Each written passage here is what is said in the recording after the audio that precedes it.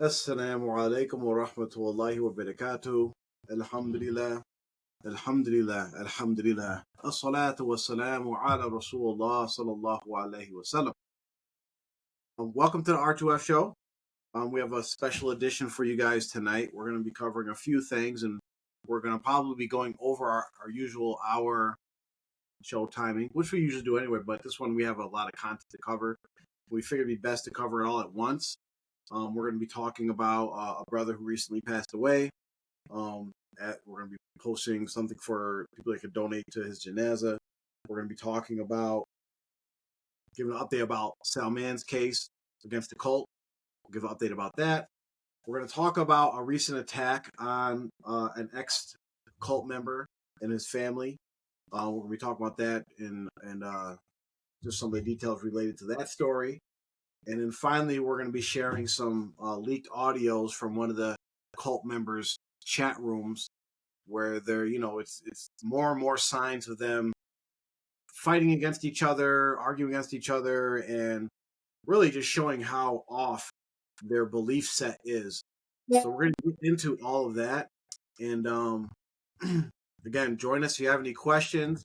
Go ahead and type them into the chat. So the first thing we're gonna be talking about is and I'm gonna let Hussein take it over from here. A brother passed away recently, so I'll let Hussein take it from here, and I'll share my screen. So for anyone who does not know, I actually got the information on Fajr time. One of his closest companions let me know that Rafiq Jabbar, who most of us we know him. He used to live down here that's him right there. He used to live down here with us in Virginia. We all have history together and stuff like that. He has passed away.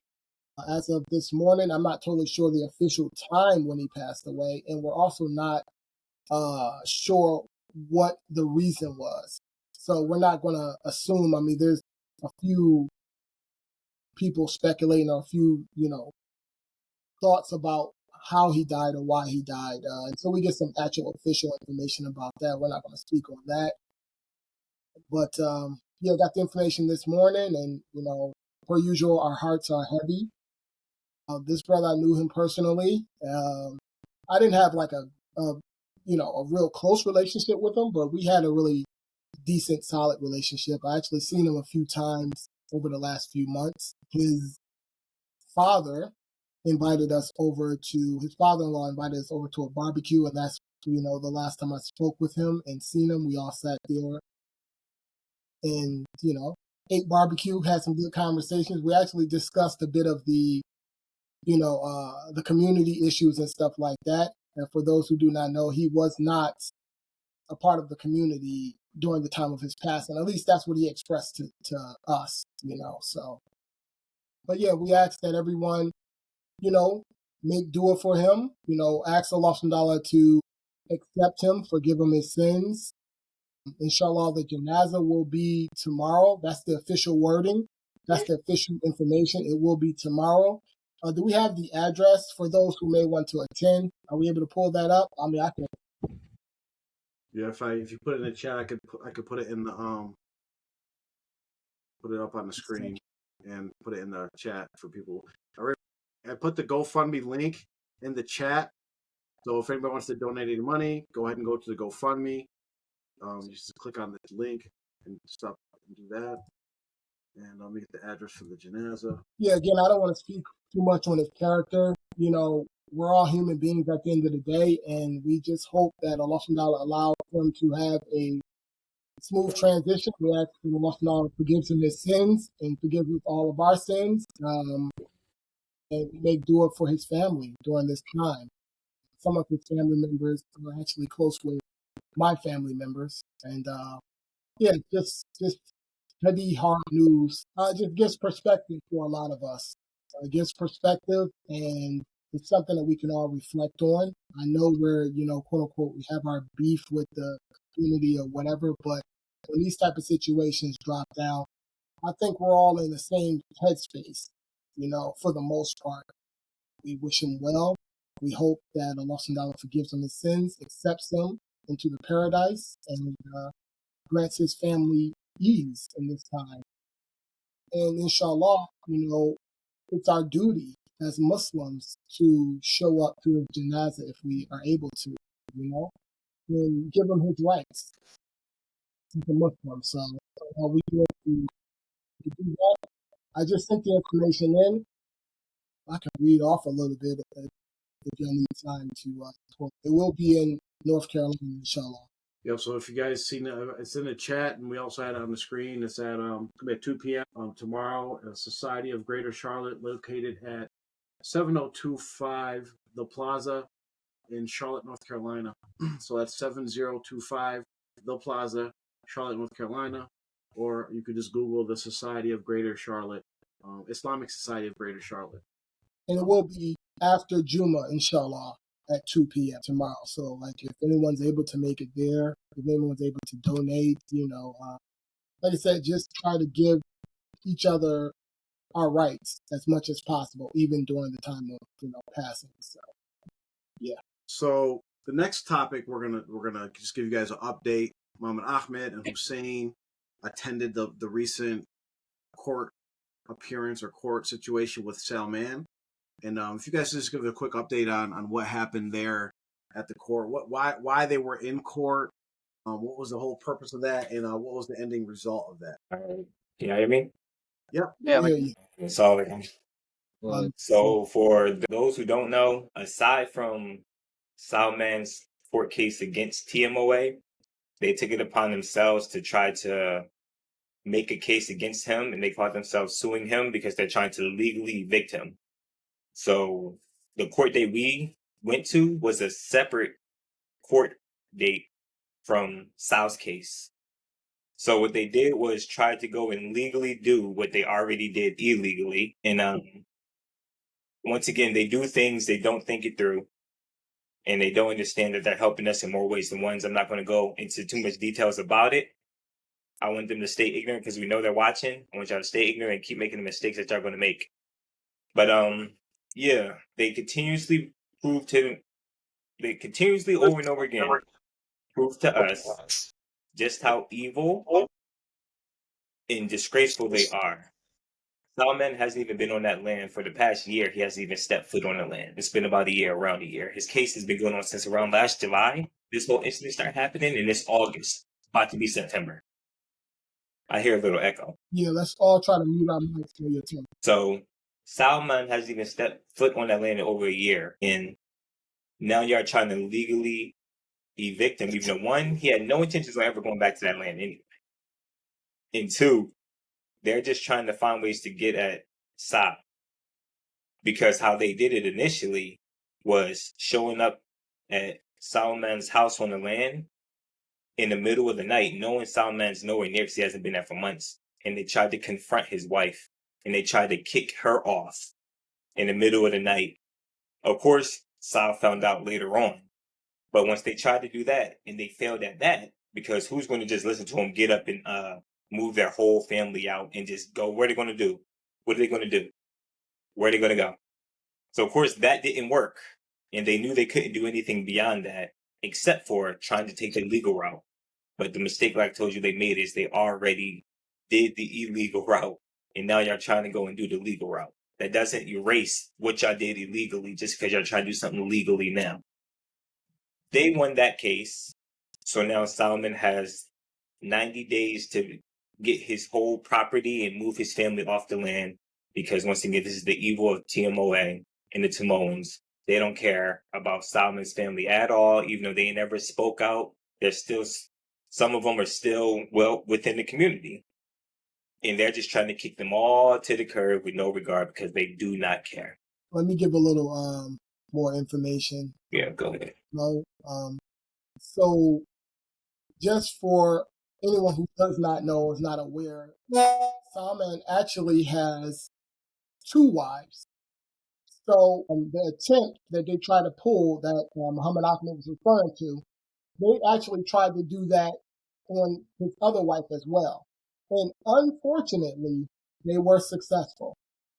They were actually successful and succeeded in whatever type of diabolical plans or, whatever their little mission was, they were effective. So then they felt confident enough to try it on the other wife, and that's when they got rejected. Because they was feeling themselves like, oh, okay, we got this one over here. She's on our side. Blah blah blah. Most of us who've been down this path, we already know the routine. We already know how they get down. So they did the same exact thing that Muhammad Ahmed was talking about, but they did it to his other wife, and that was effective. Then they attempted to do it with his other wife, who apparently they have a stronger relationship together, and it was ineffective. So then, after they attempted that and it was ineffective, then they went to the extreme measures of what Mo is saying right now, trying to take out another little suit and do a countersuit. Because at the end of the day, let's just be frank, let's be real. They do not care about your families. We've been telling y'all this. They do not care about this, and they mean to hurt and harm Salman. That's the mission. That's what they're after. They want to hurt him and harm him. And that's like the oldest play in the books. We've seen this in the movies. When you're trying to get after a man, what do? You go after his family. You come after his family, you come after his wife and his children. I mean, this is something that's played out throughout our lives, even as kids, just watching little Marvel movies and, stuff like that. So it's the same thing in real life. And that's something that they have made an attempt to do. And Ahmed Persons was actually at the trial or the court date. Yeah. Spoiler alert, I was going to bring it up. I'm gonna let you talk about that. But the reason why I'm bringing up Ahmed Persons is because he happened to be one of the people that reached out to Salman's wife, and he tried to play like this good cop, bad cop type of thing. I think he reached out That's with not new. Ibrahim or something like this, and they tried to pretend like, oh, we had no idea. This is the story that came back to us, and again, it's from official sources. We had no idea what was going on. Oh, do you need anything? Blah blah blah.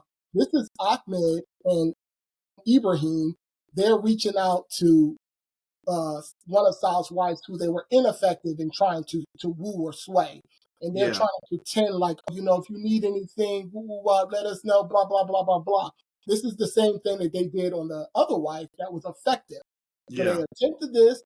Ahmed was actually involved. Ahmed Persons, I'm sorry, we got to call you out. I mean, we're beyond that other stuff. It's not, no sorry. Go ahead. No, I just said no sorry. Yeah, so when he did that and they attempted that, they were ineffective. But this is the same person. You have to pay attention to the information that is consistent. This was the same brother who actually showed up. So we know he don't even live in Virginia no more. So he had to come from somewhere, show up to the court hearing or court date or whatever, and then try to evict the same person that he was claiming, oh, we didn't know, you need us to do anything, blah, blah, blah. These are the levels of evil. And we're just going to say what it is. This is diabolical, it's despicable, and it's evil. What do you know? Y'all want to harm Salman, and y'all know what y'all are doing. So by saying, oh, we want his house, his whole house. We're talking about a house here. We're not talking about no little cabin or no little camper. We're talking about a home. We want his home off of our property. What you are saying without saying it, and we know what you're saying, we can read between the lines. We're not retarded. You want his family. You're trying to hurt him and hurt his family. And again, that's just unacceptable. It's despicable. And inshallah, just desserts is right around the corner. What makes it even worse is you would have to have been there to really see how Ahmed Persons, Farouk, I think his name, and what was the other one? Muhammad somebody, how they were walking into this courtroom. Abdul Alim, whatever. They were walking into this courtroom, chest puffed with pride, like they were really about to go in there and like they were going in there for an honorable cause. They went in there like their honorable titles really meant something, how they walked in the room. So of course, as soon as they walk in there, I stare and make eye contact with y'all, all of y'all, constantly. But shows you, once again, for you to play the good cop, bad cop, Ahmed Persons, and then drive 7+ hours. You live in Georgia, that's about 7+ hours. Come in our direction to show up to evict a woman and her kids out of a house as if you're doing something big and bad just shows you how pathetic you actually are. And once again, that's pure evil. Now, of course, we had dialogue, and if you know, you know. I'm not going to go deep into it, but there was no way I was going to leave. I was going to have words. I was going to leave things unsaid after that's my first time seeing Ahmed Pearson's or Persons, what his name is, face to face for the first time. But yes, they showed up, chest puffed with pride, and then they won that case and they think they're on top of the world. But once again, inshallah, the truth will prevail. And then the bigger case, inshallah, that we're working on is still taking place. It's still unfolding. It just takes time because there's a lot of moving parts. But once we get an actual court date, then we'll definitely let y'all know. Yeah, I just hope that, the people that are connected to Salman that have maybe, not supported him or have tried to play both sides or have tried to act dumb in the situation, that these certain things kind of wake them up to reality that they're going to attack him. They're going to attack anybody connected to him, or they're going to attack anybody that they think can hurt him. And that includes his family members. So I hope they wake up from this. I don't think they will, but yeah. Yeah. So the next thing we're going to talk about is, and we want to kind of connect this all together, is that first I want to show, let's see if I have it. So I'm going to share this. I'm not going to play the audio, but I'm going to share this little screenshot. We covered this a while ago. Share. So if you can all see this, this is a post made by someone named Jamal Eggroll. I don't know his last name, but he posted a status that was like basically saying, can we at some point choose violence over silence? You know what I'm saying? So we covered this a while ago, and it kept on talking about, like, at some point, Tmoa is going to get more and more violent. You had Hussein Adams a couple years ago making a call to all of the Tmoa members, this row right here, we need to be slapping these people in their face and all these different things. Some of us have received, death threats individually over the years. They put out most wanted signs. Kaiser Soze, limped up to the building and dropped off pamphlets saying how, we're Wahhabi agents, Islamophobe, whatever they were saying about us, right? And we've been saying it over and over again. These people are cowards, right? If you can't even come and defend yourself with your words, don't come talking to me about you want to defend yourself any other way, right? And they won't do that. They won't, and it's not even about I'm going to see you outside and meet me at the railroad tracks or meet me out back or whatever. That it's not even about that. These people are cowards, and we even predicted this, is that the way that they will attack is by doing something underhanded, sneaky, damaging your property or something like that. So we'll pull up these videos. And everybody should know about this by now.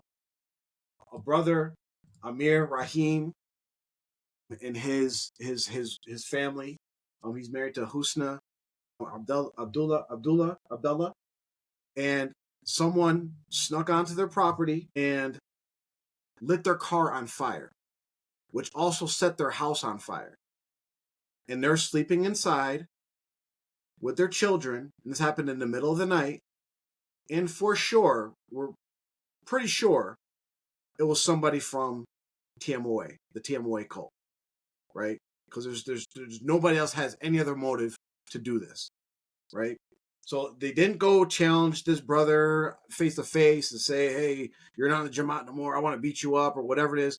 They crept around like a little shaitan in the middle of the night, cowardly, with a gas can, and we'll show the video, and basically lit the car on fire and then ran away like a coward. And so, this is, you can see these things escalating. It's been slow, because it's been a number of years, but we talk about the danger of Tmoa and the violence that's inherent in Tmoa. And we talk about their terrorist past and their violent past. And that stuff just doesn't disappear. Even though you have new generations, there's stuff that's still in there, right? So we all have to be careful. We all have to make dua for Amir and his family. I'm going to try to find the videos real quick. And while you're doing that, yep, while you're doing that, like I said, just pay attention, everyone, to the information that is consistent. We got all type of videos. They locked an older brother out of his property. They've jumped people. They're setting, cars on fire. They're making all type of crazy threats and stuff like this. They've actually gotten into the physical space where they've physically been able to do some stuff. And just think about all that just for a second. We're the ones who are supposed to be the aggressors.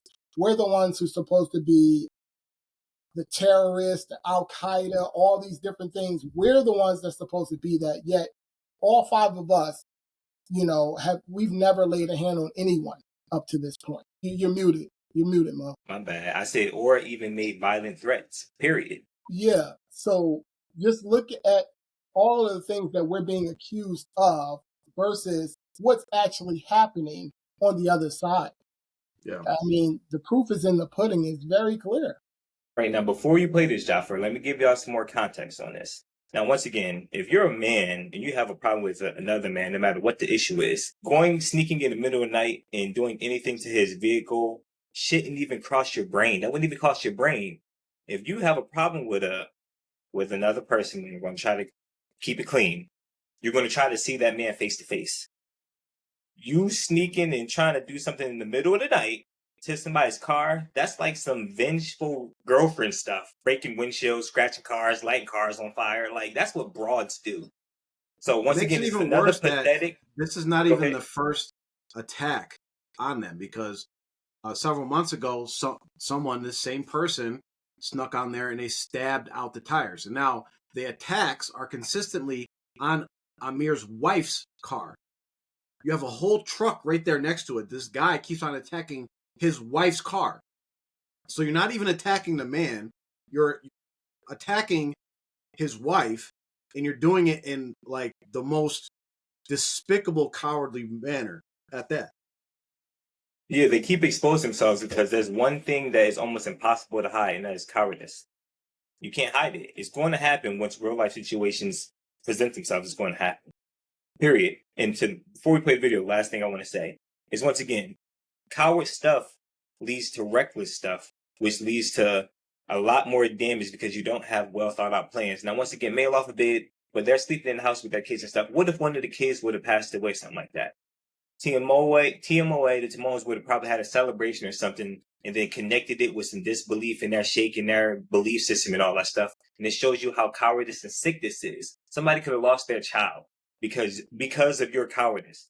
Yeah. That's how pathetic this is. You have no gall, have no respect for you, no honor, you have no manhood. Go get some manhood somewhere, and you aren't going to get it in TMOA.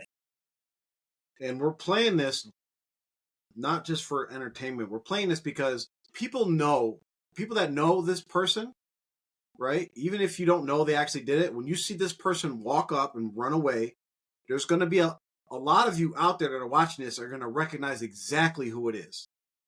You're going to know exactly who it is. Like, for instance, if this was any of my brothers, I don't care if I see their face. I don't care what kind of stuff they covered up. Just by the way they move, I'm like, oh, yep, that's so-and-so.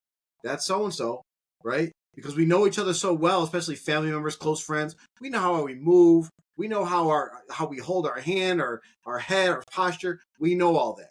So we're playing this so that hopefully one person out there at least actually has proof and evidence that this person did this. And you can actually make this person come to account. You can actually call the cops, call Amir and his family and say, yeah, I have proof that this person did it. Do the right thing. Mubarak, please help me out. How many ayats in the Quran talk about like Muslims are those who enjoin good and forbid evil? I mean, right? there's tons. I mean, but the one that comes to my mind is the hadith. When Rasulullah says that a Muslim is one who's safe from the tongue and hands of another Muslim. So, in what context is this person? First of all, like, in what type of Muslim? A Islamic way of even retaliating or defending yourself. There's not defending at all. But what type of Islam is this, where a person secretly, hiddenly, in the night, attacks the property of another Muslim? Like, what what could possibly be any justification for it? There's none. So either these people are declaring the people who they attacked not being Muslim, which, as we know, Rasulullah said that if two Muslims, are calling, each other kafir, well, one of them is. So, Yeah. if that's the route that they're going, but if they're declaring these people to be kafir and that's why they're doing it, okay, give me any sort of context where you can even do this to a non-Muslim, where a Muslim can do this to someone who's not even Muslim. There's no justification for it on any level. I mean, even if they said that these people did something to them or whatever, they still don't have any justification. There's none for it. So there's various hadith and ayahs on it. Even you have the ayah in Surah Al-Saf, which Allah says that how much He hates people that they say that which they don't do. And so that's another thing where they talk about, what do they say? We are a law-abiding community. We're, we don't deal with criminal activity. They have, grandstood and said, oh, we're kicking people out of this community who are engaged in any criminal activity. Well, guess what? You people know exactly who this is. If we know who it is, y'all definitely know who it is. His father definitely knows who it is. Yep. His friends and people, they definitely know who it is. So if you're truthful about what you are, then this person will be kicked out of Jamaat within 24 hours or less. And let's take it even further. Let's go back to what we know is to be true, based off what Allah subhanahu wa ta'ala said. A Muslim's blood, their property, and their honor is sacred. We're back here again. A Muslim's blood. We have pictures of y'all bloodying another Muslim. A Muslim's property. This video is going to show everything you need to see. I mean, this is just the least of it. I mean, we got stories for days where they were taking over people's property, confiscating. We know all that stuff. And a Muslim's honor. Y'all constantly and consistently dishonor other Muslims. I mean, what is going on? What is going on? Y'all showed up in the court room like y'all, just like Muhammad Ahmed said, like y'all was really doing a thing. Yeah, y'all thought y'all ate there. You know what I mean? Y'all thought y'all really did that. It's like, this is crazy. And we're looking at y'all and we're looking at the brothers. Of course, some of the brothers wouldn't even make eye contact with us. Just the same little corny, cringy stuff. Y'all drove way up here, won't make eye contact. You got women inside of the courtroom as well. And y'all just chest all puffed out like y'all doing something. Y'all look stupid. It's disgraceful and it's dishonorable. And I'll add to it. This thing is that, there's a faction of these Tmoans who, it doesn't matter what happens, they could kill someone on camera, without hiding their face, and they're still going to defend it. They're going to have there's a small percentage though. There's probably like maybe 5-10%. But the bulk of you people, this is wrong. These are the people that I'm trying to talk to, is the people who, your heart does not accept these actions, but you're quiet about it. And you are the people who have enabled this type of thing to happen to these people who are innocent. They haven't done anything. Allah knows best. They haven't done anything to any other person, especially this little individual. They haven't done anything to him. And so you people who are quiet, it's wrong. You're weaving in and out and around the community. You're bolstering their numbers by being amongst them and with them and showing support and being friendly and confident with them, even though it's wrong. You don't even believe in it. You say you're stuck, you're trapped or whatever, but this is what your actions or your lack of actions is causing. It's causing a very small minority of idiots and imbeciles to start hurting people because they feel confident to do it because you are adding to their numbers. It's just like there's always one clown in a group at least. When he's in a group, he's feeling like, yeah, he might do something. Yeah, he might swing on somebody. He might do something crazy because he feels like he's got people with him. You're the people who he has with him. He thinks you're with him. Yet you're telling us and other people and within your homes, and when you're talking to your wife and your husband or whatever, you say, man, this is terrible. Yeah, you could be the next. You could be next because he's brave now. Especially, he's all clear. Your house is next. I just spoke with someone literally yesterday, literally yesterday, he called me. Now he's in the cult. You know, he's still in the cult, you know, still on the juice, but just like we already know, they want to fence ride and do all this little stuff. They want to keep these relationships. And, you know, so I seen his number there. I fielded his call. And, you know, we just started chatting it up a little bit. And then somehow, some way, we ended up getting on the, you know, talking about the community. And we was talking about Salman's case. So I'm railing off stuff. And he has nothing. He had nothing so bad. He was in a corner. He's like, dang, man. I didn't know we was going to. How do we even get on this subject? It's like, because he literally he was just in a corner, and as facts upon facts upon facts, he already knows he's actually close with Sal as well. But you're in the community, you know what has been done is wrong. You acknowledge that it's wrong, but you still want to fence ride, and you know, he's like, he was talking about Sal. He was like, yeah, you know, he ain't all R2Fing like y'all. You going hard. He ain't R2Fing like you. And I'm just listening to him. This is a grown man, 40-something years old. And I'm just on the phone looking like, and I have to kind of play this role. I really, honestly, I'm this close. I'm telling y'all now, I'm this close to telling every single person about themselves when it comes to this fence riding and all this. I'm this close now. I'm this close. Because again, it's ridiculous. And I'm just listening to him on the phone, and he wants to be cool with me because we had a relationship still. He still wants to be cool, but yet, like Mubarak said, you are the people that are enabling this. You know and understand that it's wrong. You clearly know that it's wrong. He had not a single defense.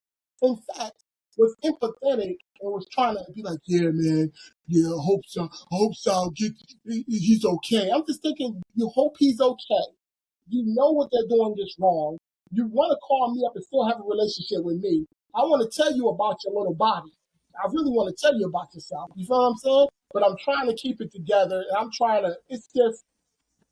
No, it brings me back to the pork analogy that y'all always talk about, because it's so basic. Let this person be right next to y'all in a restaurant, and you order some pork, and you pick up the pork and try to put it to your mouth. He is going to slap that pork all out your hand and not allow it. But on the flip side, he's going to do everything in his power, everything fiber within him, to try to justify more horrific transgressions against Islam and Allah subhanahu wa ta'ala. But meanwhile, you'll physically stop the pork, but you are even going to speak against people's honor, property, blood being shed. None of that. You don't care about none of that. And that's just sad, bro. It's really, really sad. Well, just to touch on the one point about whatever brother was talking to you, and he said, well, Sal ain't all R2Fing. We're a verb now. We're R2Fing like y'all, right? I actually like that. Take this position, right? And it's not to say that we have all the answers and we know what's going to happen and all that. However, and this is a lesson for everybody. And we could look at Sal's situation. We could look at this Arson situation that we're about to look at right now. And Amir and his family weren't R2Fing. They weren't out here making public statements, making shows, coming and doing interviews and all that. They were just living their life, right? Same thing with Sal. Now, has anybody set your house on fire, Hussein? No. Mubarak? No. Mo? No. Me? No. We're R2Fing and nothing's happened to us.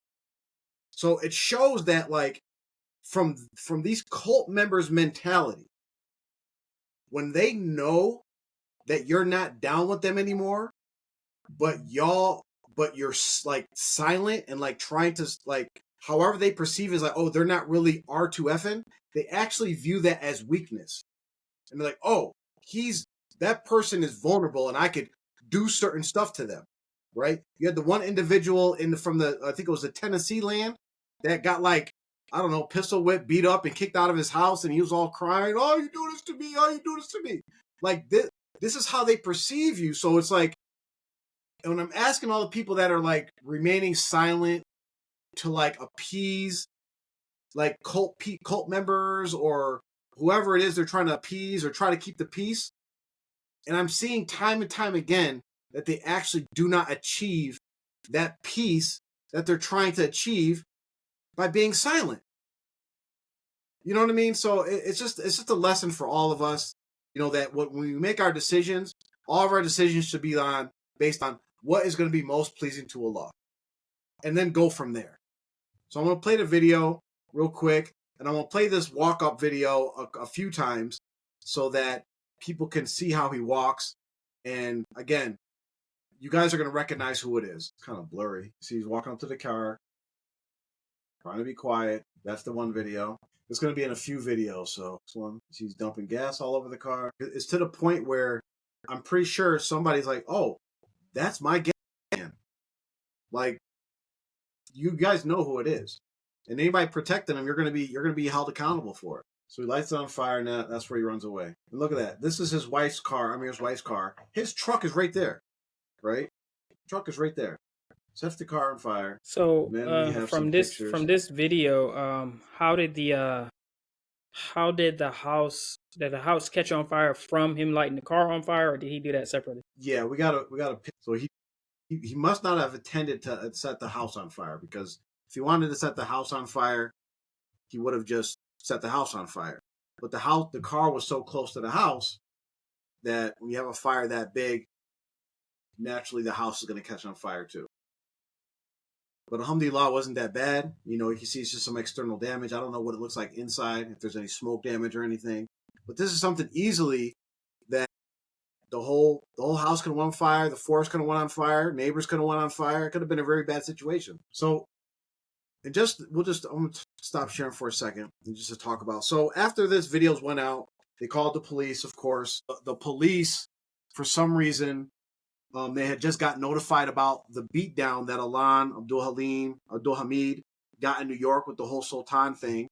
So the police were trying to make connections with that, which there's no connections at all, because Alan was in New York, wasn't even there. But after some people from the Jamaat and other people else connected to the Jamaat, they seen the video and they're like, I know who exactly that is, right? And they accused allegedly that it was this brother, young man named Assad, and he's the son of Jawad Shakir. And the thing is, it wasn't like one person said it, then one person that heard him was like, oh yeah, it was multiple sources, unconnected or not connected, unrelated sources saying, oh, I know who that is. I know who that is. Multiple people, right? But we don't have any evidence. When the police questioned him, the father gave him an alibi, said he was home all night. We've seen this all the time on crime shows. Yeah, he was home all night. Like, he would know, and like if he would actually say it. But I'm pretty sure someone knows whether he left the house that night. I'm pretty sure he's bragged about this to somebody. If it was him, whoever the culprit is, I'm pretty sure has told other people. So this is a video of him, and if you watch him, he's in the front. If we look at that video, remember the video of him walking, the culprit walking, allegedly, but it's very similar to this brother walking. Tall, lanky, slow, kind of, where am I going? Walk. Right? Okay. So, again, we're not saying it is this brother. We're just saying that he has been accused of it. But if you guys, if anybody knows exactly who it is, and if it's not him, you should come forward to clear this brother. Just to give... I never even seen this man before, and like I said, allegedly. But it's pretty clear. It's pretty clear. Yeah. And that's him right there. Saad, the son of Jawad Shakir.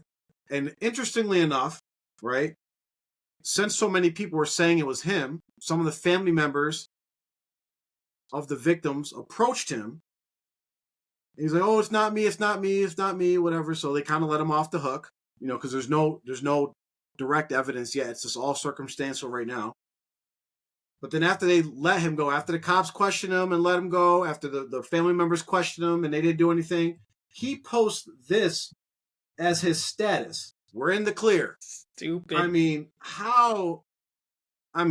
on. Listen, all right, let me just say this. Let's take it back to what Allah says about standing up for truth and justice, even if it be against your own self. Okay, but also the hadith of Rasulullah sallallahu alaihi wasallam, when he said, and Jafar has quoted it many times on this show over the years, about the hadith where the one lady from Quraysh, she stole, right? And what did he say about, in the hadith, about when she stole, that they sent someone who was extremely beloved to him to try to talk him out of cutting this woman's hand. They sent Arson bin Zayd to try to convince Rasulullah to take it easy on her. He said, even if it was the person who's most beloved to him, which was his daughter Fatima, even if Fatima had stolen, he would still cut her hand. So, the Tmoans who claim to be followers and lovers of Rasulullah and how much they follow him no matter what, and they're the ones who love him the most. They're the ones who practice the sunnah the most. They're the ones who have now we have a very clear sunnah of Rasulullah. Even if it's your own daughter or son, and you people or brother or nephew or cousin or whatever, you people know who it is. If Rasulullah says that if he knew his own daughter stole, he would cut her hand, and he would not let that affect him. So you people have an opportunity. You know just as well as everyone else knows exactly who this is. Now let's see how much this talk about the sunnah you are, and if you'll turn him in and say, hey, listen, you did something wrong. You harmed and damaged other people. You committed a crime. And just like Rasulullah said, if his daughter commits a crime, he's going to take her to task for it and do what's required. So let's see you follow the sunnah. That's going to require them to be accountable, and also it's going to require humility and also honor. You can lift and you can give your family honor back by going and speaking. If you know, basically, just like you said, Mubarak, if you know that your son did something, it's kind of like if your son gets in trouble in school.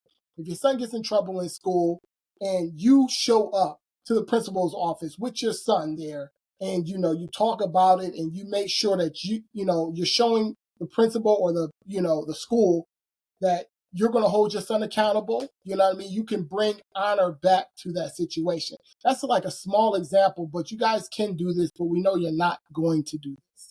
You're not going to. Do you really care? Like what Muhammad Ahmed was saying.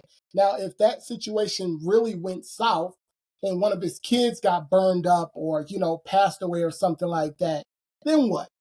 You got a death on your hands now. Now you got a death on your hands, and you got to take that up with Allah subhanahu wa ta'ala. There's too many people running around here pretending like death is not a thing, pretending like Allah subhanahu wa ta'ala's wrath or what Allah subhanahu wa ta'ala says is not real, it's not true. And this applies to all of us, every last one of us. We just spoke about earlier, one of our companions, going back to Allah subhanahu wa ta'ala. Just like that. No more than 44 years old, 45 years old. This can happen to any one of us, and yet you got people walking around here playing with these things like it's a joke or something. You're setting someone's car on fire, running all off, all scary, looking all crazy. Like, come on. It's childish, it's ridiculous, and again, we're all going to be held accountable. Allah subhanahu wa ta'ala says this, and this is a truth, and it's going to happen.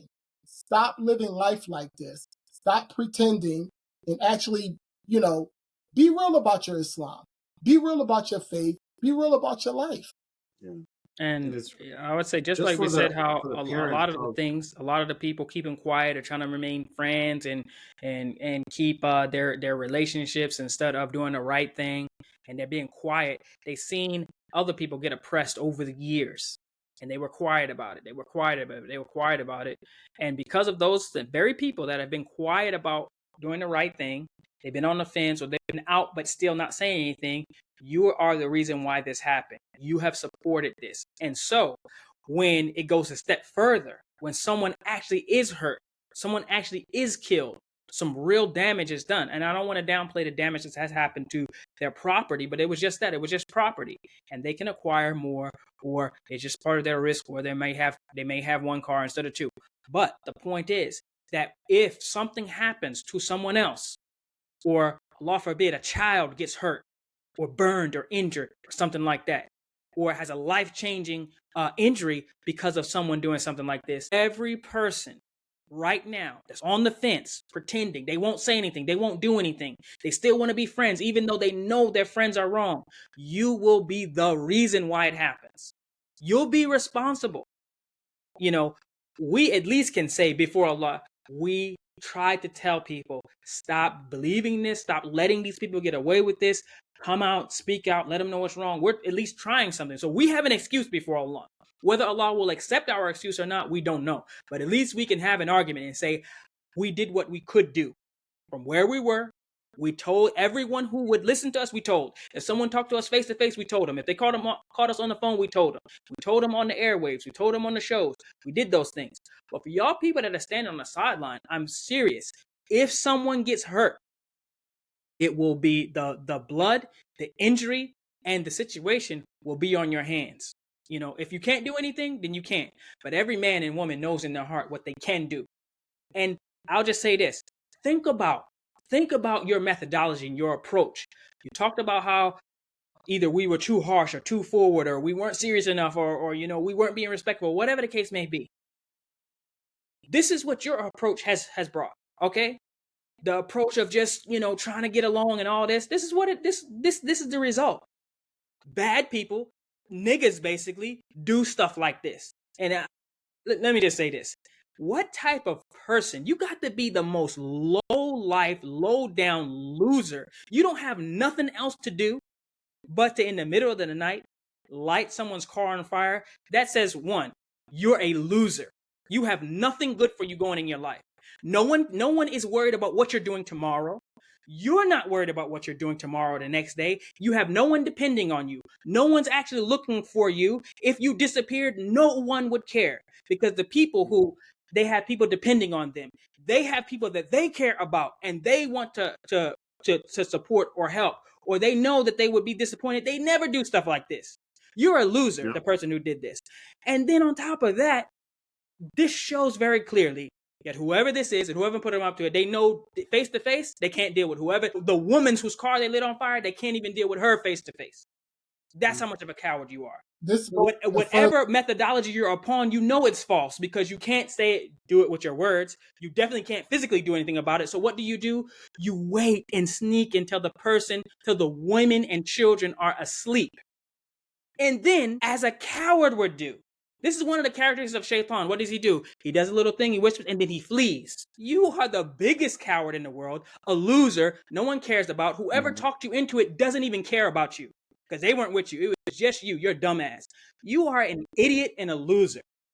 Hold on, Mubarak. Let me get in here, because, again, we need to ask exactly what you're saying. Not only are you a loser, I mean, we're just going to call it what it is. You're a lowlife, you're a scum, and you're very unserious about your own life. Now, let's keep it real. If this situation got exposed and whoever it is, you got found out and you actually had to go to prison for what you did, you're throwing your own life away. You're not even serious about your own life. You let someone talk you into this, they capped you up, and you thought you were sweet, snuck all over there looking all crazy like the Grinch in the middle of the night. And then, if this whole situation came to light and you got exposed, and whoever those people was that put you up to this, dimed you out, or whatever the case may be, and you had to actually go and take your butt to prison and be held accountable, you're wasting your life. For what? It's not even that deep. It's not even that serious, and you look stupid. And we already know. If the thing is, let me just say this, and we know, and y'all know this for 100% certain. If the woman's whose car he lit on fire, if she had just poked her head out the door and said, "Who's that?" while he's walking up, he would have ran. He would have ran. She wouldn't even have to say nothing. You were so scary, you would have ran, even if she would have been like, "Hey, is someone outside?" Let alone her husband. I mean, it's just, go ahead. This is what has been bred over the last, 3 or 4 decades. This is the quality of product that has been produced under the regime of youth. These are the type of people you have. These are the people that's going to be ushering in and leading the next generation. Dudes running around scary, lighting women and children's cars on fire. Really? Wild as hell. Yeah. Now, I have a few questions real quick. So for the young man, whoever did this, right? Because we're going to assume that you're young. You could be elegant, whatever. But listen, what exactly did you gain from this? Like, what was your purpose behind the reasoning behind, the rationale behind you going, say, hey, I'm going to go set up this person's wife's car on fire. Not his car, Because listen, you should have just torched both the cars if you're going to do anything anyway, right? So basically, wasted your time. Clearly, you don't have no wife because there's no way you're young out there at night doing dumb stuff and the wife's at home. Wild as hell, right? You have no friends. If you have friends, right, guarantee you they're looking at you like, dang, that's. Listen, bro, stay away from me. Stay away from me because the spot on you is hot. If it's that one kid, right, and this is the problem with my generation sometimes, you niggas is stupid. So if you commit the crime, right, okay, and then post it after you got interrogated, I'm clear. Nigga, like, what are you doing? There isn't a functioning cell in your brain that says, I should probably lay my dumb self low for at least a year or 2 or 3, whatever, or just not talk about it at all. Umar, you're making too much sense. They're right. Not serious. They're not serious about life. They're not serious about religion. I understand that they're not serious, but like, you do know that this is a crime, right? Like, at the very least, this is why you freaking dressed in all black. You had your little freaking ski mask on. You stuck around the window. Listen, you, sir, you're a coward. But, like, you're just very dumb. You're a very dumb individual. Like, there is no brain cells functioning in your brain that says, I probably shouldn't do this because the repercussions are that extreme. So whenever they do catch you, because that's what they do, like, if they care enough, they're going to find you. Well, you're going to be in jail for so long. I mean, when the boy... I need to hop in here. Y'all hogging everything. I need to hop in this. I'm sorry. This is so dumb. You're putting in your post like you're in the clear. Right. As if they can't just get some more evidence and come and get your carcass and drag you off to jail. Again, like you did some double jeopardy and you're exempt or something, or you're exonified. It's so retarded. I mean, if this was my son, I would be kicking his behind. Like, I would be all. I would call the police on him. Yeah, that's real nigga stuff. Just keeping it a buck. Yo, this. I would bring my him right son did something like this and put children's lives in danger. And be like, yo, my son did this. Right. What do you want to do with him? Yeah. Have fun. Yeah. Besides kill him, what do you want to do? You want me to call the cops? You want to go shoot the fair one with him in the back? What do you want done? Right. That's the real thing to do. Only real people do that. Think about this. Think about this. When this man or this idiot lays his head on a pillow at night, or when he's rapping with his other stupid friends, if he has friends, see, these are the type of people that I would never be friends with. And I tell my sons, these type of people, these ain't friends of yours. They can't be friends of yours because they're stupid. And I don't let them hang out with people like this. But for whatever friends it are, they're probably stupid too, if they're really his friends. So maybe even the people who gas him up, put the battery in his back to do this, ain't even his friends. They just think he's stupid enough. He was the only one stupid enough to do it. There might have been a few people talking about it, but he was the dummy, the stupidest one of the group. I'm like, oh yeah, I'll do it. Looking like a clown. And then think about this. When you're around, you're thinking you're tough or whatever, you did something macho. And say, yeah, what did you do? Like, you know what I did? The craziest thing I did? I snuck in the night in an empty car with no one even around. I fumbled and I barely lit it on fire. But guess what? That's not even the worst thing. It was a lady's car. And guess what? Even on top of that, they were asleep. Women and children were asleep, and I lit an empty car on fire and caught their house on fire. Yeah, that sounds like the biggest coward in the world. There's no bravery involved in that whatsoever. You were too scared to even, you lit the car on fire and barely got away, you dummy. You idiot. You don't even know how to light a fire properly. Nigga almost blew himself up. I mean. Hold on, Mubarak. I'm off this boy after this. This is just a silly little boy. But I'm just going to say this last thing. And then let's move on, because I'm over him. We're done with him. This last thing. Okay, but it's the last thing I'm going to say about it. Listen, I can go on him for the rest of the night. I really can. Y'all know me. I got a whole clip. I'm trying to behave. I'm really trying to behave for the sake of the show. But don't do it. I'm going to say this. I'm just going to say this. Your awareness, the boy who's in there, your awareness is zero. I mean, so if you're going to go and commit a crime, you know it's a crime, like Umar was saying, dressed in all black, you thought you were sweet, blah, blah, blah, and it's still in the night. Most people would look around. You didn't even look around for a camera, you goof. You just walk straight there like a bot, like a putty off of Power Rangers. Just walk straight over there. Just like, what? The camera was right there, you goofball. That's all I'm gonna say. Like, come on, man, pack them up, get these dudes out of there, send them out. Yeah. Real quick, I want to address Okay. two groups. The first group I want to address the people that are in Amir and his wife Husna, their family members that are still in TMOA. Because you guys should absolutely not stand for this. What if one of your kids, what if you were like spending the night over there and like, who knows what could have happened, right? This is not a light situation. And if any of y'all that are still in the cult that are sitting back like, oh, maybe it was this, maybe it was that, oh man, that's messed up. Y'all should band together and demand that the leadership of TMOA take action.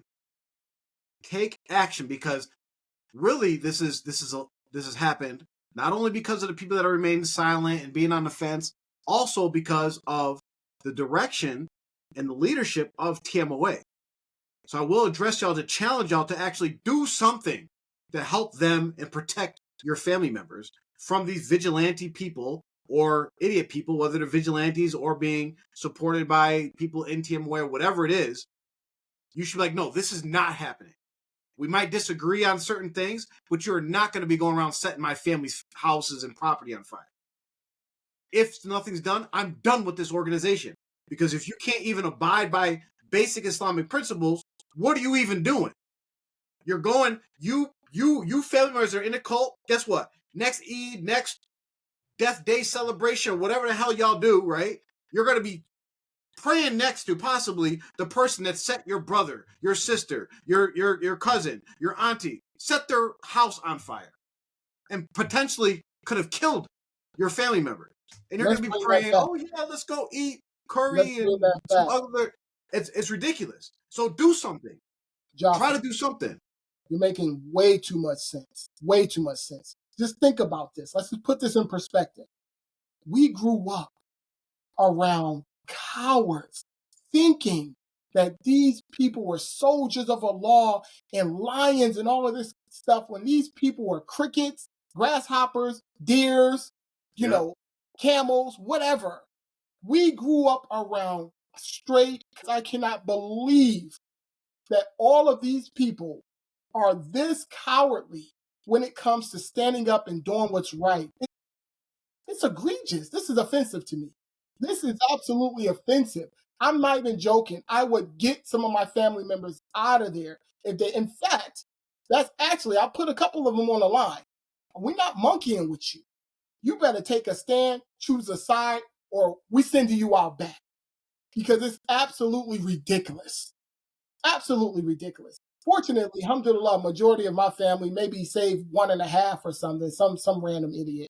I got a big family, but majority of the family, they realized and recognized this is stupid and retarded.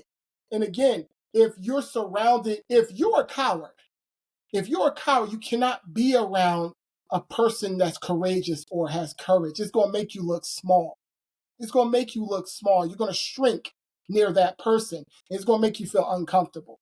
You know what I'm saying? So I'm really just disgusted with all these fake soldiers of Allah, old heads, and all these fake this and fake that, and all these fake mujahideen.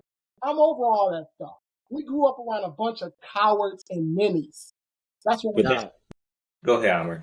I was just gonna say real quick. Listen, what you said here is facts, because everyone's in their mind. Everyone's the ideal soldier man who, if you know, hey, if we were back in time of slavery, I would fight back against NASA, and I'm gonna overthrow the plantation, and I'm gonna do all this. I'm gonna be free. I'm gonna free all the slaves. Listen, in reality is, if these Negroes went back in time of slavery, the second that whip cracks, they're saying, I'm sorry.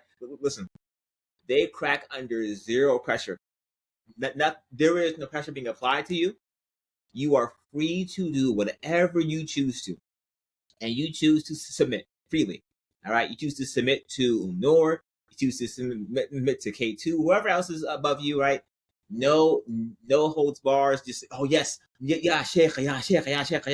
Listen, you people, I need you to understand this. Understand, it's very clear. Just because it hasn't happened to you does not mean it will not happen to you. All right, you are next, because I can't think of any rhyme reason why he would go burn down someone's car that is a girl. But best believe he'll burn down your car too. You're not safe. You're not. Oh, okay. Well, I know him. Me and him are cool. This nigga went there unprovoked, from all I know, unprovoked by himself, dolo. Said, "I'm gonna do it myself." So you are not safe, all right? If you let this happen to her, you're going to let it happen to you too. So speak up for it now. Real quick, I want to address the second group that is really important in this, and that is the actual leadership of TMOA, because, and I'm not saying that we know that they don't have any sympathy. They're probably closed doors and saying, "Oh yeah, look what happens to them," just like they did to one Abdul Sabor who had the accident, and they're posting status, "Look what happens to people that disrespect our Murshid," and all. Right? This is what they're doing, but even to protect yourselves, right? Because what will eventually happen is that somebody's going to get caught doing this, right? And it's going to be very easy to also bring the case to TMOA. Very easy.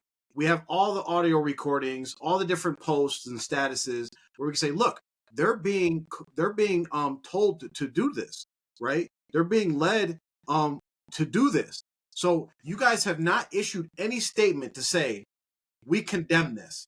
We do not support this. We do not want any of our members attacking ex-members or all that. Let them live their lives, right? So you guys should issue a statement. You probably won't because you got too much pride and you're too dumb, but you should, right? And the next thing I want to mention is how I always, for the last, I don't know how many years we hear, you guys are obsessed. You guys, why don't you get a life? Why don't you do this and do that? Guess what? At 3 o'clock in the morning, I'm waking up, actually. It's time I get up to go start doing my day. I am not about to go drive, walk to somebody else's house to do any type of damage to them, right?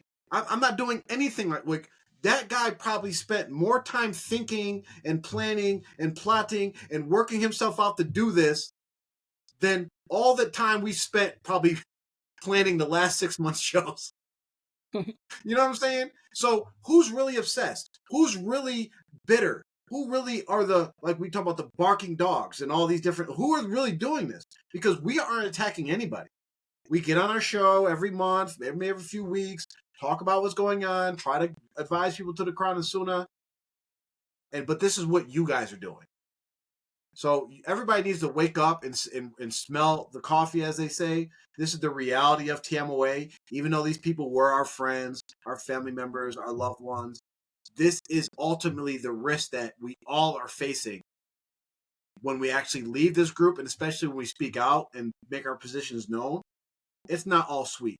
And it ties back to the Quran and Sunnah, which we're going to get into more as we talk about the next topic, is that we're not saying that everybody in TMOA are kafirs or disbelievers. We are saying that the beliefs that are taught in TMOA do take someone outside the fold of Islam because it's complete shirk.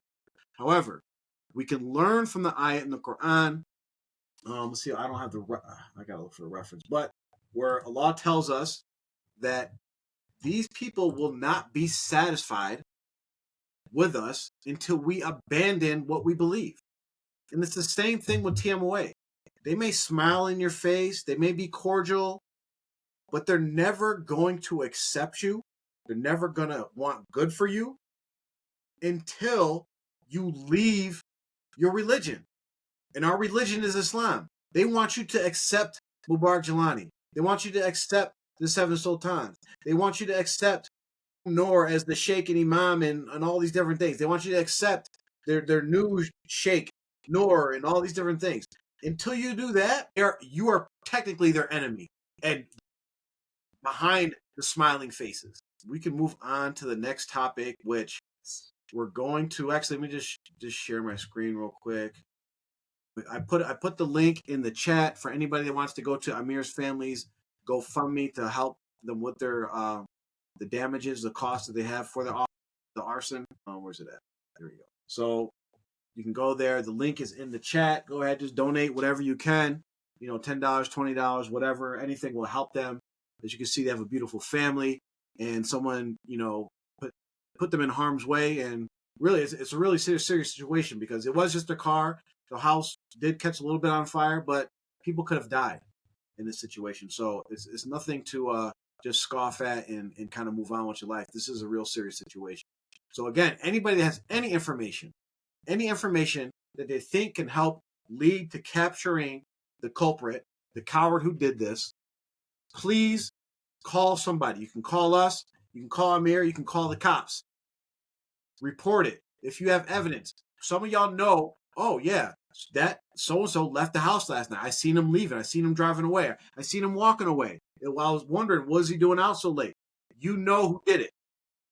And you should do whatever you can to bring this person to justice. The next topic we have up, and this one is kind of a doozy because it gets into it's always that with Tmoa. Yeah. So for a dull moment, we have some audios that have been leaked from one of Tmoa's WhatsApp chats. Oh yeah, these. Oh yeah, Allah. You know, all right, listen. Maybe one of us are in there.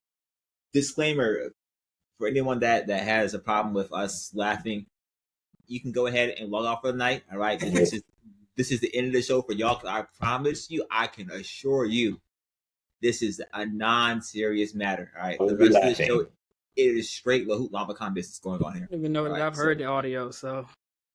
Oh gosh, you're gonna love this. You're gonna love this. It's hilarious. All right, so let me share this. Share screen. All right. We're going to post this on our YouTube after we get done with the show. We'll make it live for everybody else to go listen to. But really pay attention to what these brothers are saying. And we're gonna have a little bit of fun with it, but really what they're saying is really, really serious, because what entails from what they're saying, some of the statements that are said by particularly one individual, it actually could take you outside the fold of Islam. But we'll get to that. So I'm going to start playing them. I'm going to share my screen. And hold on, let me share again. I don't know if I shared the audio. Okay, audio shared. I need to get some water for this one. My throat going to be dry. All right, here we go.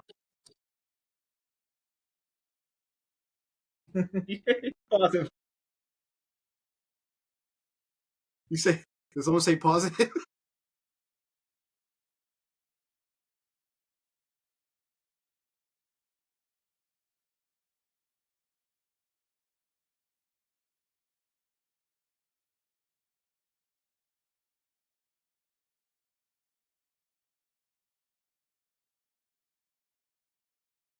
Assalamu alaikum, Majlis Ashura. So and so has been removed from the property. I am ecstatic. All right, I might grill some food for that. All right, go outside the grill just so y'all get kicked out. All right, mashallah, mabruk. Come here. All right, one step closer. Yeah, yes. I'm sorry. Okay, go ahead. So if y'all follow along, he's mad that pretty much his brother was kicked out of the Jamaat, and they must have posted it in the room. And then TMA members started putting like heart emojis, probably like the strong arm, like, yeah, he's get rid of him, right? And he's mad because that's his brother. So, this is what the context of the audios. Real quick, what if, how the heart joint is right next to like the laugh joint? Yeah, what if they're trying to hit the laugh emoji? Like, yo, we really don't mess with dude for real. Like, this is funny to us, but we just hit the laughing the heart emoji by accident. Sometimes if you hit the heart emoji by accident, you just roll with, just leave it. Unless it's on the latest John, then you got to get rid of that John. Otherwise, sorry, sister, my apologies.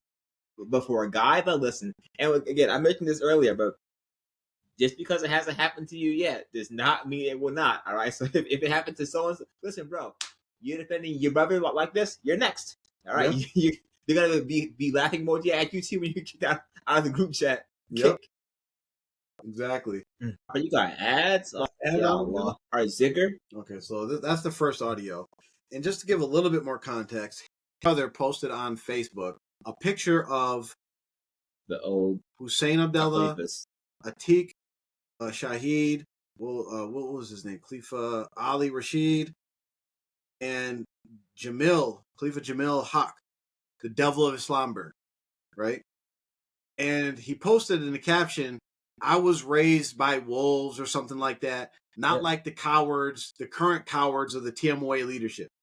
So it's a direct shot at Noor, and the Shura counselor, basically saying that they're cowards, and these old administration aren't cowards, including the devil of Islamberg, alleged devil of Islamberg. So that's where it is, and then we have some people that are responding to him. I'm going to play the speed back a little bit faster, just because it's taking a little bit too long. And if you guys have trouble listening to it, you can listen to the show later, and you can slow it down or whatever. Or post the audio for you on YouTube and show. So that was, I believe, so the first audio was Ismail Shahid. This audio was, I believe it's Sadiq from South Carolina. Oh, someone in the chat said, yeah, Sadiq from South Carolina.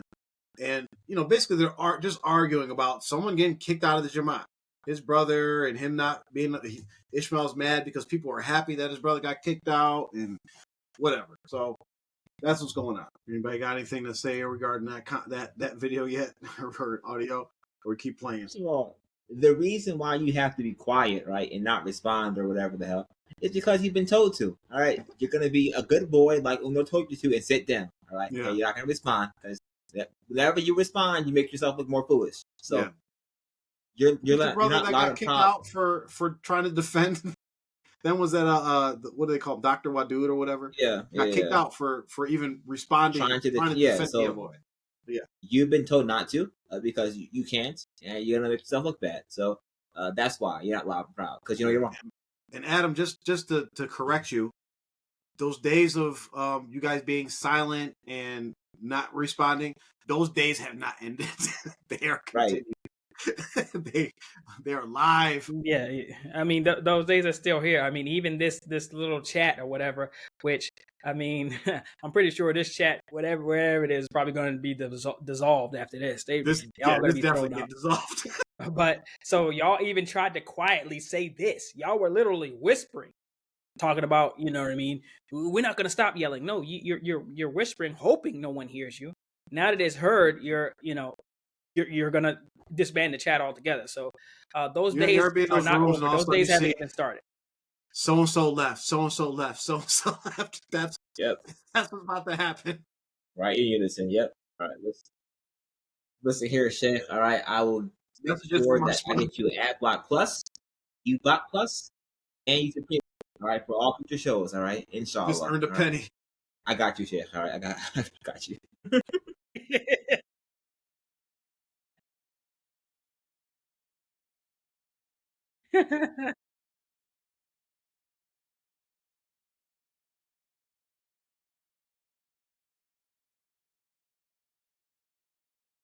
That's because the thing is, I mean, they're hitting around the thing. They're all saying little bits and pieces of the truth. The problem is that y'all all are scared.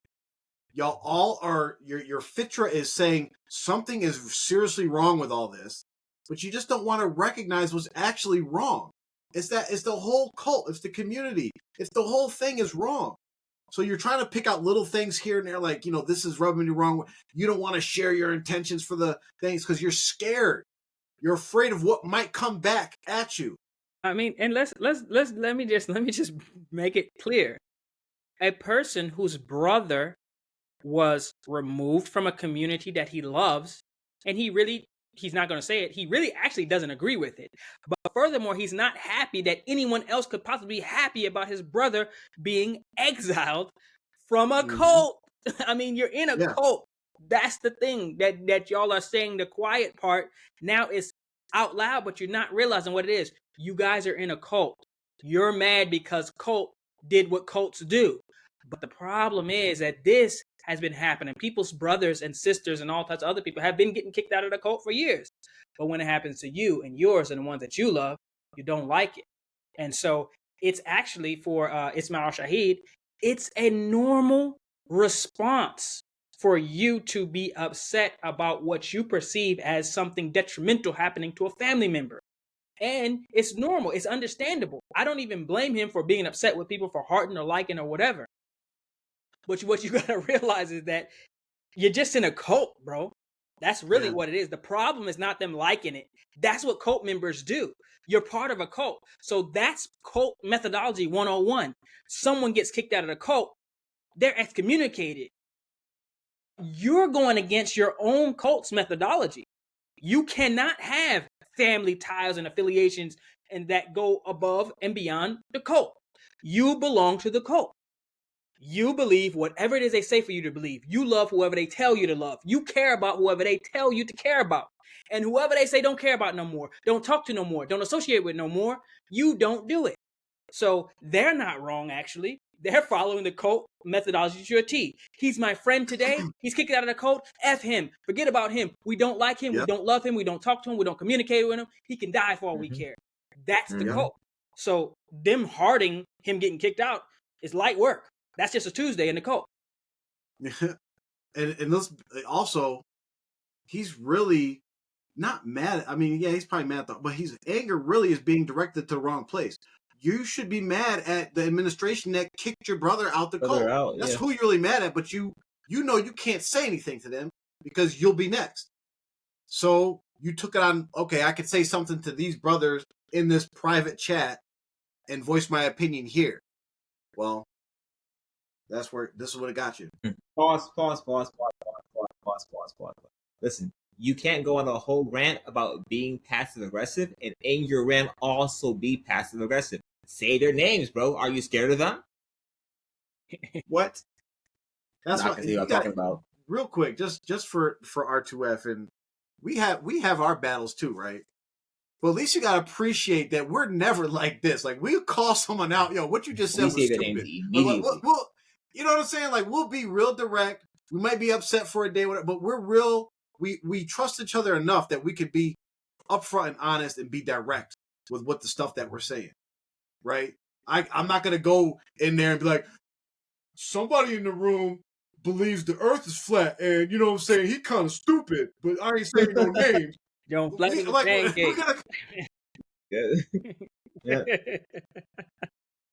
So yeah, I never seen nobody. I never seen anybody post on their status, in response to things that happen in the room or on the show or whatever, like in a negative way. I just, and it just, to me, it's kind of weak. You know what I see doing that a lot, actually. I don't know if I give them a pass, but I see a lot of women do that. Like, a lot of women will, instead of dealing with anything head up, they'll just post on their status, what they're feeling or what they want to try to get you to feel. What they don't realize is that, people can actually just ignore your statuses, or they just mute your statuses so they never see them. But I mean, that's a pro tip for you people who get annoyed by people who always sub tweeting you, or what is it called? Like, instead of talking about you, they try to do it on your status. Just mute their statuses, and that way you never see them, and they're just literally talking to themselves, literally. Let me say this. I've been quiet as much as I can because I want to get to the meat and potatoes where Adam starts blurting about some other stuff on the way.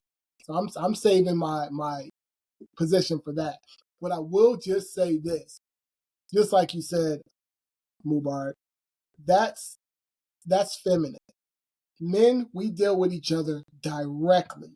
We understand that this is the easiest point to get to, and a lot of times it's just miscommunication. But all this backdoor, backtrap, around the corner, around the supermarket, stop all that stuff. That's feminine, yo, for real. Yeah. Like, y'all scary as heck. Even amongst your own groups, y'all scary. It's ridiculous. Yeah. It's cringy, too. Yeah. How many commercials in this day? There's some business out there. All right, so this is Adam. I think this is the last part. Yeah. Let's slow this one down. Yeah. Yeah. Hold on. All right, pause right there. Repeat that. I'm gonna play that back so people can actually really listen to what he just said. And he is allegedly Muslim.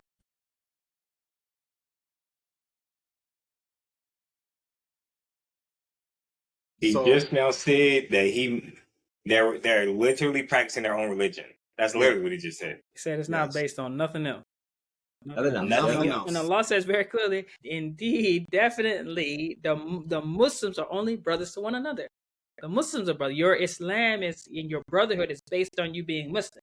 He said it's only based on some random Indian guy and a group that he set up. It's not Islam. Yeah. And they And are serious. he had a chance to correct himself, but he said, and nothing else. I want to hit. Let's let the joint play all the way out. Then come back to it because Okay, we may never get through it.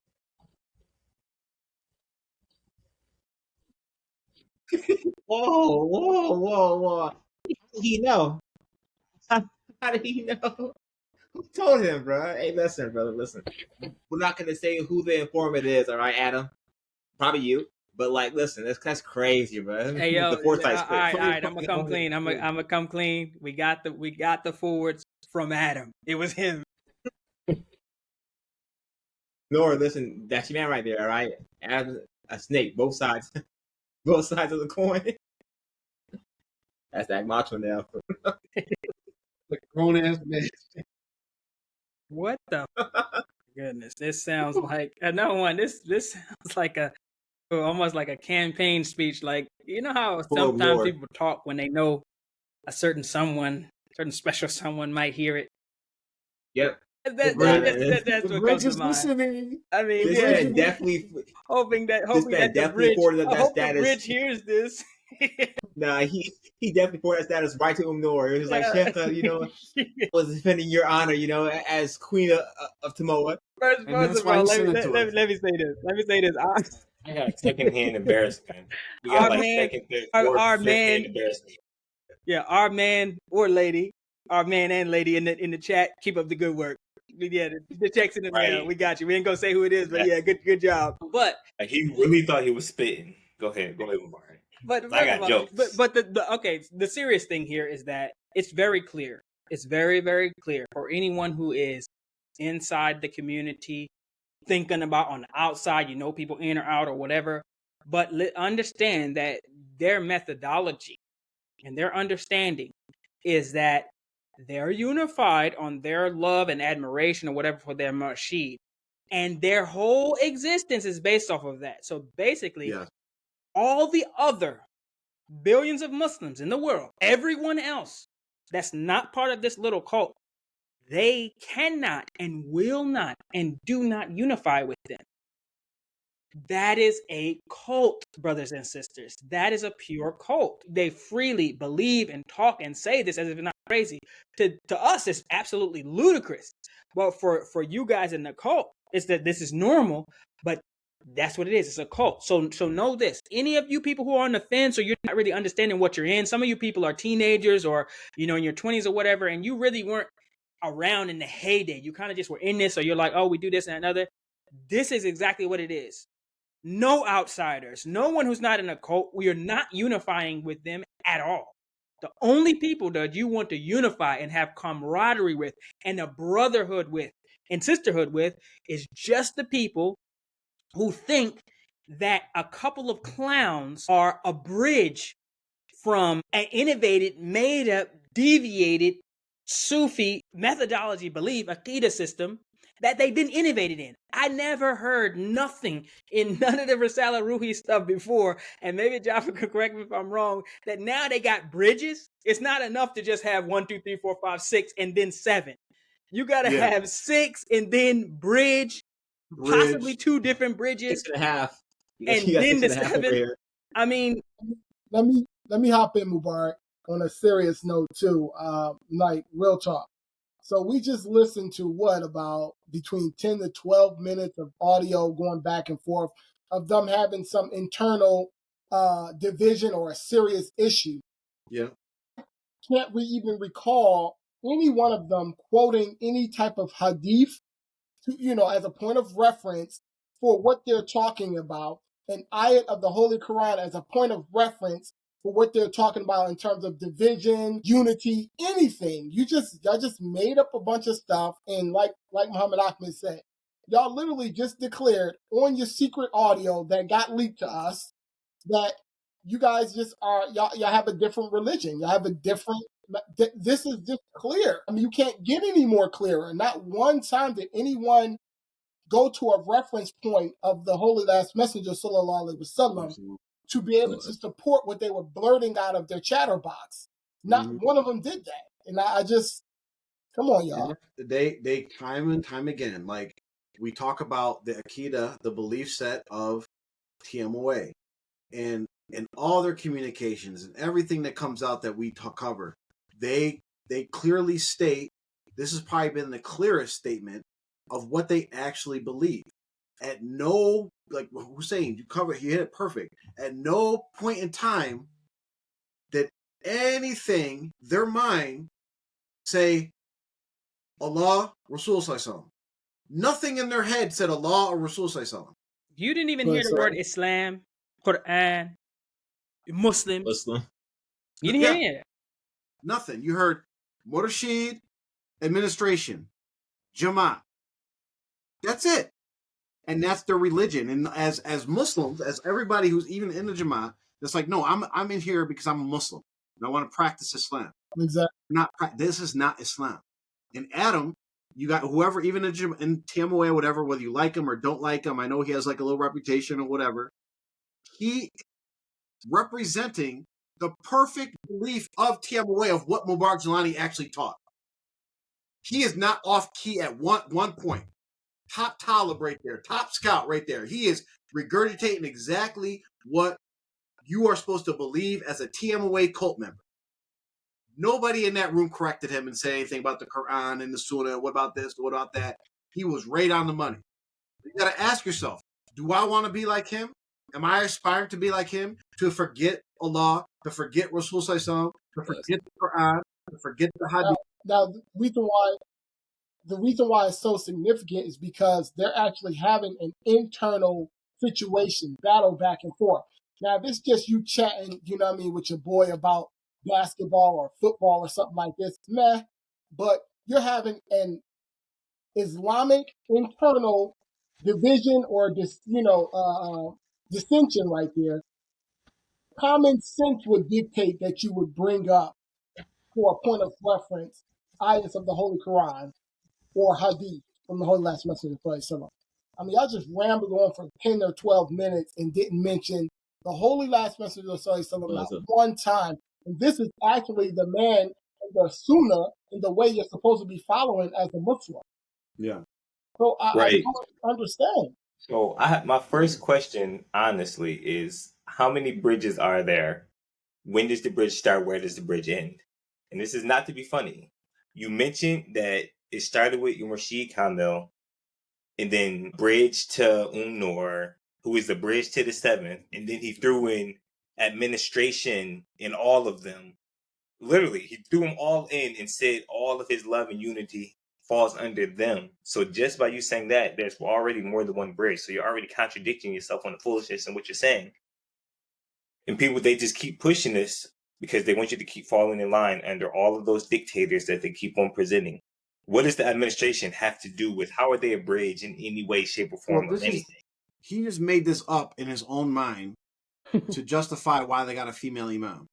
Because out of none of Mubarak Jelani's teachings talk about anything about a bridge between him and his son or the seventh or whatever.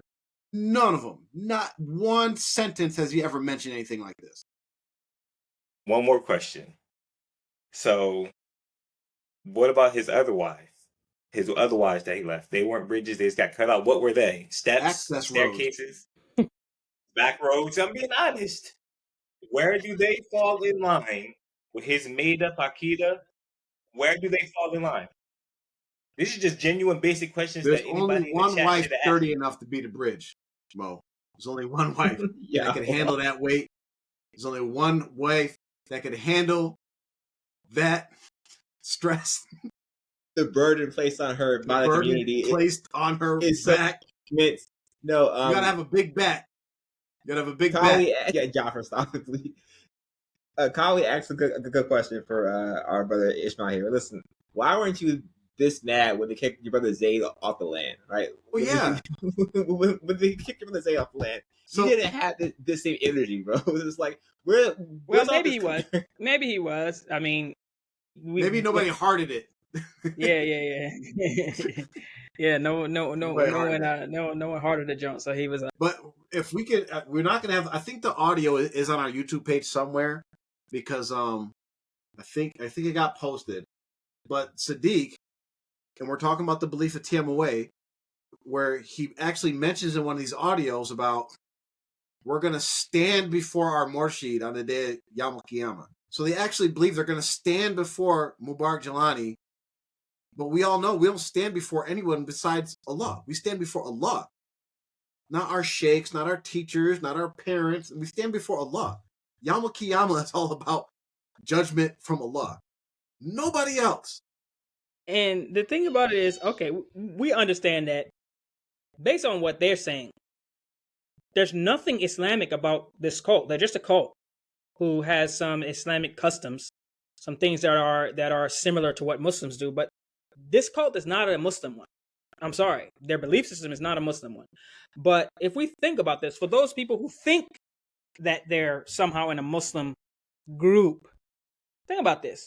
You believe that the only thing that unites you is your following of a dead Indian guy, okay, who lived in Pakistan. That's all And he it's is. Okay. And his widowed wife. And then that and the administration that allegedly is disputed. And on top of that, it's disputed. This whole thing is disputed. She said one thing, the other people are saying another. His own sons are saying the third and fourth thing. So that's all of the dispute as well. But you believe that this is what you're based on. Now, the thought that after all this, you're going to stand before him, Jilani, on the day of judgment, and he somehow is going to have some sort of judgment or acceptance or denial or some intercession for you guys. Think about this. Just think about this logically. Yeah, this guy here. Think about this logically. You have Adam alayhi salam, who is going to be thinking about only himself on Qiyamah, and he's not going to offer help to Rasulullah or anyone else. Ibrahim alayhi salam is also going to be thinking about himself. And we can go down the line. There's a hadith that mentions, some of the prophets, the messengers, who they're going to say, I'm thinking about myself today. And they were people who Allah sent to guide their communities. Their messengers, they actually were sent by Allah. Rasulullah, his unique is because he's the one who's going to be thinking about everyone. But we have messengers sent by Allah, mentioned in the Quran that were well known, that they themselves are going to be thinking about their own selves. And Allah says in the Quran how people will be thinking about their own selves. They won't be thinking about their family and their friends, and they're willing to ransom them. But somehow, this Indian guy has leapfrogged all of the messengers to a point where he's so great. Look at the ridiculousness of your belief that he's not only going to be not just thinking about himself, but he's not just that he's thinking about you, that you're going to stand before him. That is absolutely ridiculous. I mean, as a Muslim, you can't believe this. That's crazy. It's even worse because they're even hold on, before we play that. Play this first, then I'm gonna make my point. Yeah, play this first. Oh, I didn't know we had it. Go ahead. Okay. Just real quick while Jaffer's getting audio for that. I mean, listen, it's not just Jelani standing in front of you. You're also standing in front of Jelani and Sultan, because Sultan mentioned last show that him and his father are gonna be sitting judging you guys on Judgment Day. So it's backwards. So basically saying, if we disrespect his administration, do you think that when we stand before our Murshid on a day of judgment and we say, "Oh, we're a Talib, we want to be with you," if he's going to accept them or not, based on disrespecting the administration he led and played? Even within that ridiculous audio is contradictions, because he's automatically trying to make it seem like as if the administration is infallible, and we know administration has got removed time and time again. So that already disproves your Bert you were just saying. Yeah. But to go back until the most alarming thing he's saying about standing before somebody, I can't even comprehend the arrogance of it. But that's not even to add to what you were saying, Mubarak. That's not even putting him above just messengers. That's putting him above the holy last messenger of Islam as well. We won't even stand before him. He is going to be raised to that special station and then make that special supplication to Allah on our behalf. He's still going to stand before Allah. Nobody's going to be standing before him. So how and when and where are we going to be standing in front of anybody other than Allah subhanahu wa ta'ala? Who are y'all? Then Y'all I gonna don't. be right next to us, standing before Allah. Hopefully not. Well, you know, Hopefully they somewhere. Well, you know actually, what I mean. hopefully we are together and Well, we all, true, are guided the right way. I mean, According to But what as of y'all right doing now, right now, I don't want to be nowhere near that. please be far from me. And I don't know if y'all caught this part too. He said in the audio initially, as our mortar sheet has told us. mhm. That part is huge. Yep. He said, so he's affirming that his mortar sheet Kamil told them that y'all gonna have to be standing and being raised up. Well, see, I've never, out of all the stuff I've done, I've never heard Mubarak Johnny say that anybody's going to stand before him. The part that Mubarak Johnny has said is that we're going to be raised together. You're going to be with me at the day. I'm like he's going to basically be escorting people just like into Jannah. Right? So, anybody that stays in the community, you got to pass. You're going to be with me. I got y'all. You know, like he got the keys to the back door, and he's just going to take everybody in there. It's like, it's a Hajj group or something like that. Get out of here, man. Yeah. Yeah, pretty much. Yeah, I'm gonna leave that alone. But that's the thing when you have, and I wanted to mention this, like with how the beliefs keep twisting and changing. Like Mubarak mentioned, like how like even the stuff they're saying about this bridge, that's not even mentioned in the Rasali Ruhi. But when you have deviation, you look at any deviated group from from Islam, whether it's Shiites, whether there's the Mutazali, what is it? Mu'tazila, or any of those groups that deviated. You see as a common characteristic is that they keep separating and creating more and more groups, right? So you have the original people that believed in the seven sultans, this, that. Then you have another group that says, oh no, we believe this. And then you have another group that, oh no, we believe this. And now you have in TMOA.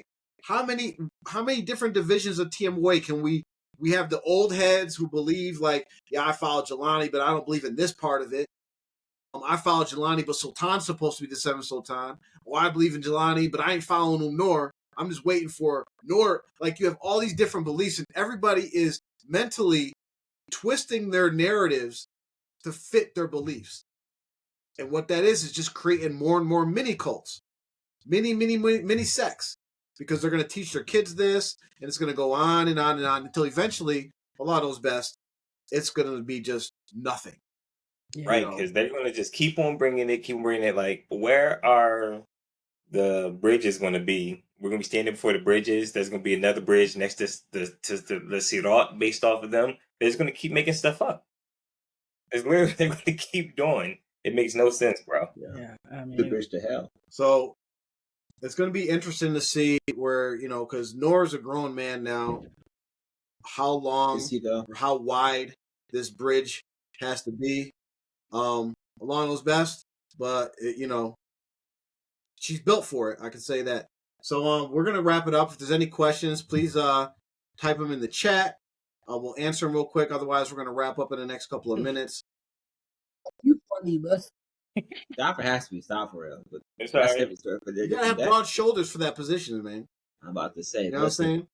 John broad Fry is shoulders, on fire right now. big back, Why sturdy, y'all so nonchalant though? Like, yeah. Right, sturdy legs. with a straight face, bro.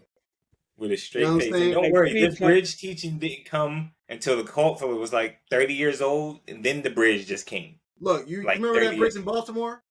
That folded when that ship hit it? Man, that What ship happened there wouldn't for have y'all? stood a chance. That ship wouldn't have stood a chance.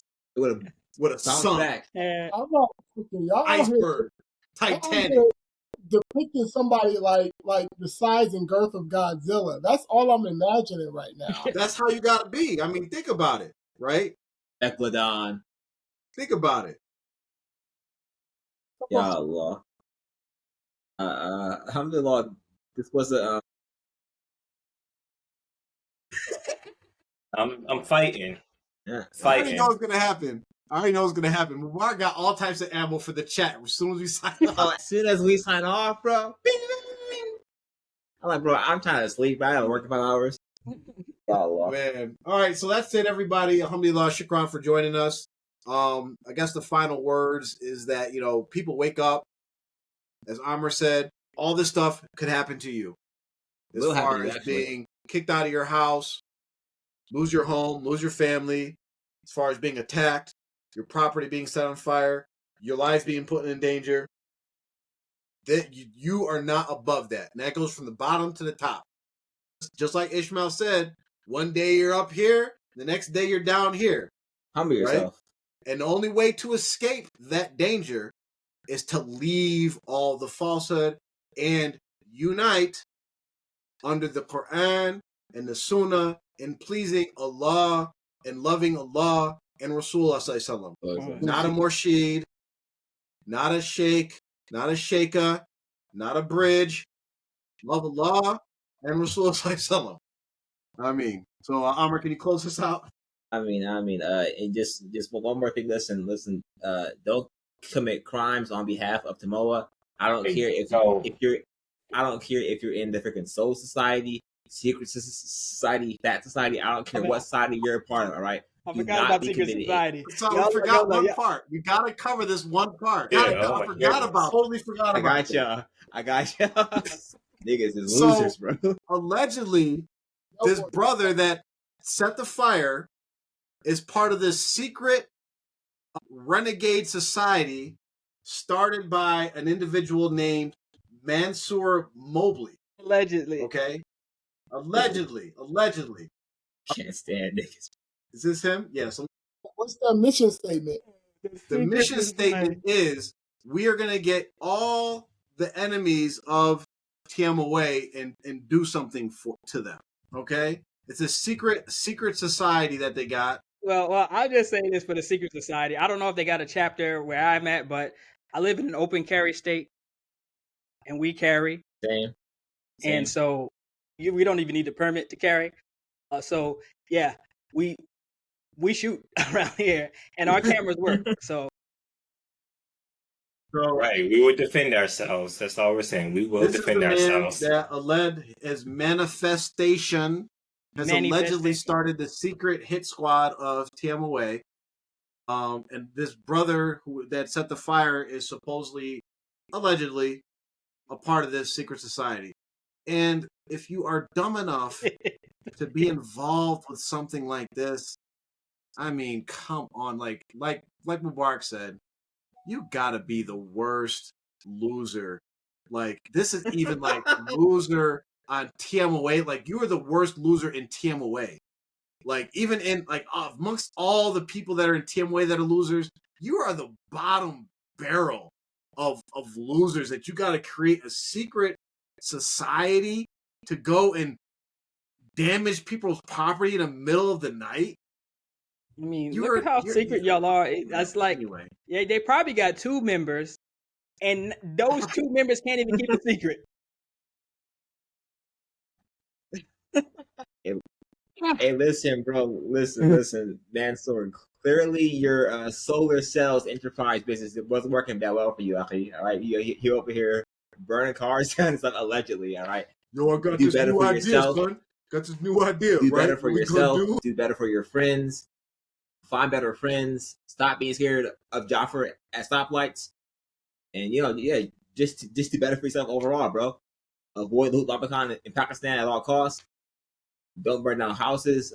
If you go to jail, bro, I promise you, K2 or any of the administration or your Secret Service friends, they're not gonna put money on your books. They're going to disown you, and you're gonna be in there alone, bro. All right, you ain't gonna be that tough. What if he set up the secret society like a pyramid scheme, right? He's like, listen, you gotta set at least 5 houses on fire and get 5 people to set 5 houses on fire, and then you get to move up a level, right? And then we get to. How many have you done, sir? All right, we ask some questions around here. How many arsonists do you have in your network? What I say from the whole situation with the secret society stuff, honestly, truthfully, the Tmoans, they're very unserious. They're not really serious people. They're kind of like cartoon characters. So, truthfully, it kind of just, it's giving. Yeah, I'm gonna use this little. It's giving Marvel a little bit. Like it's giving like Capcom, something like this. Like, what are y'all talking about? You're too many Spider-Man movies, too many adventure movies. Knock it off. Cut it out with the hickory dickory. Yeah, like Mubarak said, you probably got about 2.5 members. Cut it out, man. Get yourself together.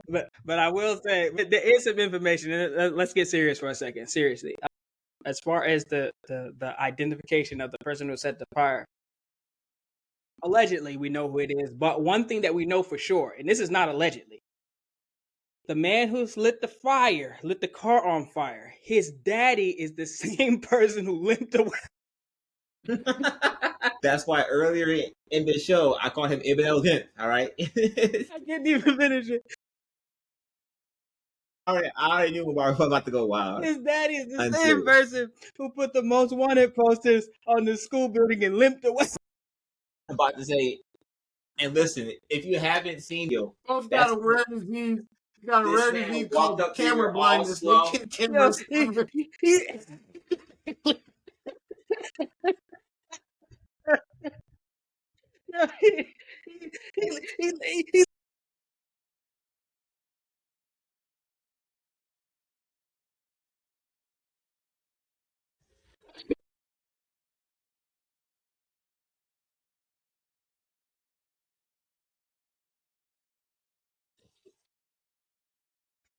like I said, bro, like I said when that freaking video came out, bro, that brother barely walked. Anyway, like father, like son, man. I'm sure he made his daddy proud. Or look at the family, I guess, you know. It lived in the family, okay. All right, I'm gonna close this out.